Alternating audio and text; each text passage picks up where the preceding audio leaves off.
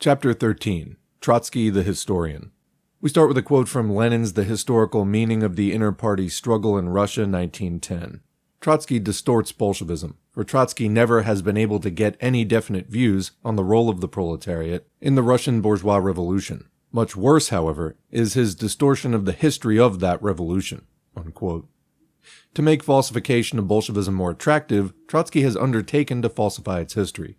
Again, we must confine ourselves to a few examples. How did the idea of an armed insurrection take shape in the October days of 1917? This is how Trotsky tells the story. Quoting from Trotsky's The History of the Russian Revolution, Volume 3, as soon as the order for the removal of the troops from Petrograd was communicated by headquarters to the Executive Committee of the Petrograd Soviet, it became clear that this question in its further development would have decisive political significance. The idea of an insurrection began to take form from that moment. It was no longer necessary to invent a Soviet body. The real aim of the future committee was unequivocally brought out when in the same session, Trotsky concluded his report on the withdrawal of the Bolsheviks from the Pre-Parliament, a consultative body convoked by Kerensky, with the exclamation, "Long live the direct and open struggle for a revolutionary power throughout the country." That was a translation into the language of Soviet legality of the slogan, "Long live the armed insurrection." Unquote. So Trotsky made an exclamation and that started the armed uprising. He says so himself. He then continues in a modest way to tell about his role in the revolution. Quote, Trotsky had formulated some brief general resolution. Trotsky continued to speak. The multitude continued to hold their hands in the air. Trotsky chiseled out each word. Let this vote of yours be your oath. The multitude held their hands high. They agreed. They took the oath. Unquote. Trotsky quotes here the Menshevik Sukhanov. Quote, Trotsky was called in to consider this question. Trotsky was then playing the decisive role. The advice he gave us was a product of his revolutionary intuition. Unquote. Then Trotsky quotes Antonov. The draft of the practical plan, quote, was edited by Trotsky. Unquote. Quote, the president, Trotsky, was also about to approach the automobile. Unquote.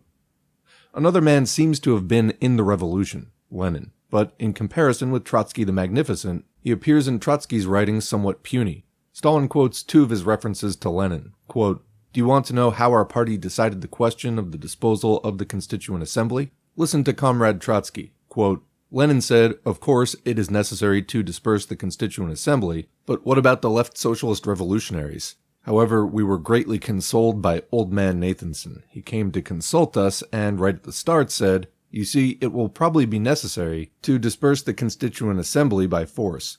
Bravo, exclaimed Lenin. You cannot get away from the truth. But will your people consent to it? Some of our people are wavering, but I think that in the end they will agree, replied Nathanson. Ending the Trotsky quote back to Stalin. That is the way some people write history.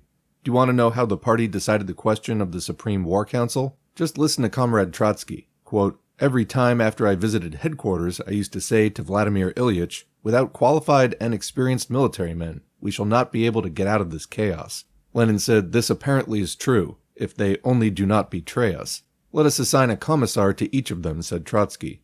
Still better, too, said Lenin, and let them have a firm grip at that. It cannot be that we do not have communists with a firm grip. That is the way the Supreme Military Council came to be constructed. Back to Stalin, that is how Trotsky writes history. What need did Comrade Trotsky have of these Arabian night tales which discredit Lenin? Unquote. The answer is given in the whole career of Trotsky. In order to prove that he is the author of the theory of the bourgeois democratic revolution passing into the socialist revolution, he gives the following account of the history of Bolshevism. Quote, from the year 1905, the Bolshevik Party had waged a struggle against the autocracy under the slogan, democratic dictatorship of the proletariat and the peasantry. This slogan, as well as its theoretical background, derives from Lenin. In opposition to the Mensheviks, whose theoretician Plekhanov stubbornly opposed the, quote, mistaken idea of the possibility of accomplishing a bourgeois revolution without the bourgeoisie, unquote, Lenin considered that the Russian bourgeoisie was already incapable of leading its own revolution. Only the proletariat and peasantry in close union could carry through a democratic revolution against the monarchy and the landlords. The victory of this union, according to Lenin, should inaugurate a democratic dictatorship which was not only not identical with the dictatorship of the proletariat, but was in sharp contrast to it, for its problem was not the creation of a socialist society, nor even the creation of forms of transition to such a society, but merely a ruthless cleansing of the Augean stables of medievalism. The popular and even officially recognized idea of the hegemony of the proletariat in the democratic revolution could not consequently mean anything more than that the Workers' Party would help the peasantry with a political weapon from its arsenal, suggest to them the best means and methods for liquidating the feudal society, and show them how to apply these means and methods. In any case, to speak of the leading role of the proletariat in the bourgeois revolution did not at all signify that the proletariat would use the peasant uprising in order with its support to place upon the order of the day its own historic task, that is, the direct transition to a socialist society. The hegemony of the proletariat in the democratic revolution was sharply distinguished from the dictatorship of the proletariat, and polemically contrasted against it. The Bolshevik Party had been educated in these ideas ever since the spring of 1905. Unquote. That's from Trotsky's History of the Russian Revolution, Volume 1. Trotsky would have us believe that before 1917, the Bolsheviks never taught the proletariat that its hegemony in a bourgeois democratic revolution must be used to place on the order of the day the direct transition to a socialist revolution. Compare with this what we quoted from Lenin about the immediate transition from a bourgeois democratic to a socialist revolution. Compare especially with the following, quote, "From the democratic revolution we will immediately begin, just in accordance with the measure of our strength, the strength of the conscious and organized proletariat, to pass over to the socialist revolution. We will, with all our power, help the entire peasantry to carry through the democratic revolution in order that we, the party of the proletariat, may be the easier enabled to pass as quickly as possible to a new, higher task, the socialist revolution." Unquote. Lenin was indefatigable in expressing his scorn for Trotsky's methods. He spoke of the, quote, adventurous policy of Trotsky's faction. He speaks about Trotsky's, quote, subtle perfidy. He says that Trotsky is, quote, committing plagiarism. Lenin knew his Trotsky. Trotsky falsifies the history of Leninism, the history of the greatest achievement of the world proletariat, to serve the bourgeoisie and to aggrandize Trotsky.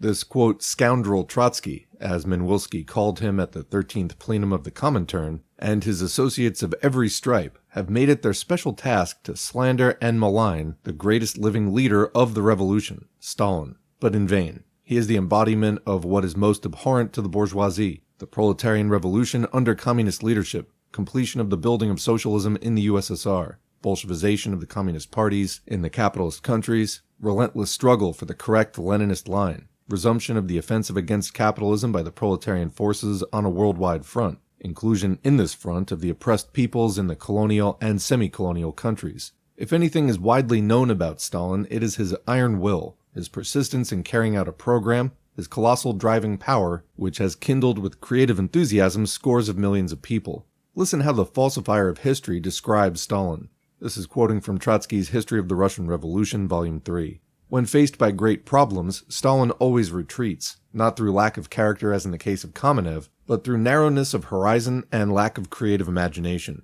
His suspicious caution almost organically compels him at moments of great decision and deep difference of opinion to retire into the shadow, to wait, and, if possible, to ensure himself against both outcomes. Unquote. The fighter who, together with Lenin, steered the October Revolution is one who, quote, always retreats. The great strategist of the Civil War, whose plan of military action, quickly and decisively executed, brought about the decisive victory on a front of several hundred miles in South Russia over the white forces of General Denikin, is one who, quote, at moments of great decision retires into the shadow.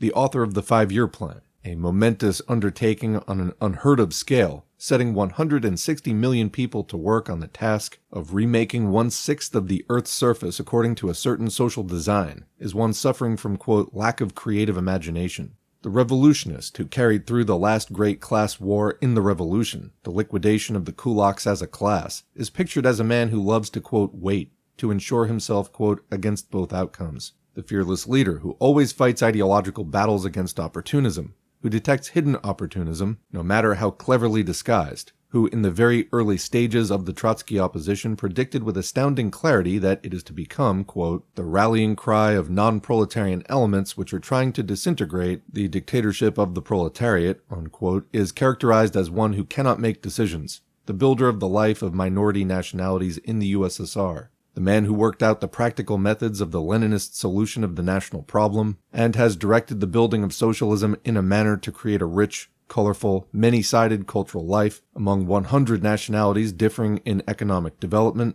language, history, customs, and tradition, but united in common work for a beautiful future, is one who is afflicted with, quote, narrowness of horizon. The world leader whose every advice to every party of the Comintern on every problem is correct, clear, balanced, and points the way to new, more decisive class battles, is declared to be a man of, quote, suspicious caution. This is how Trotsky writes history. What is the aim of all these vilifications? Nikolaev slew Kirov. Do the Trotskyists knowingly create a psychological atmosphere that would fire some madman to attempt the murder of Stalin?